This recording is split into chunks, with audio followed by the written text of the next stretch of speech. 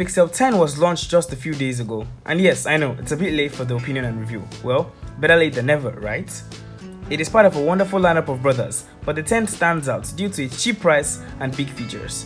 It sports a flat edge design, which makes room for more screen real estate, and has 120Hz beautiful OLED screen for streaming and watching videos with 3000 nits peak brightness. Just insane. It's running Android 16, which comes with insane AI features like the Live Translate, Magic Q, and Camera Coach. All very useful at the basic moment, but we won't go into them in this video. And with 7 years of OS updates, which is typically your ride or die at this point, you'd not expect it to be tossed in the bin anytime soon. The bad boy is sporting a Sensor G5 chip, which is upgraded over last year's model and is still excellent enough for most users. Though, it's not as strong as its Sammy or Apple rivals, but it will get your job done. The camera tech is excellent as always, especially in low light conditions, rivaling, equaling, and even beating the iPhone in some scenarios. The storage is a bit underwhelming though, because it maxes out at 256GB with 12GB of RAM. But again, it is the cheapest in the lineup, and it comes with some caveats.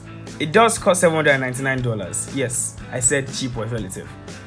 So the phone wasn't made for the users of the previous generation or even the ones before that, but it does serve as future-proof for users who want to upgrade their phone and keep them for years. Well, that's it for now, and I'll see you in the next one. Cheers.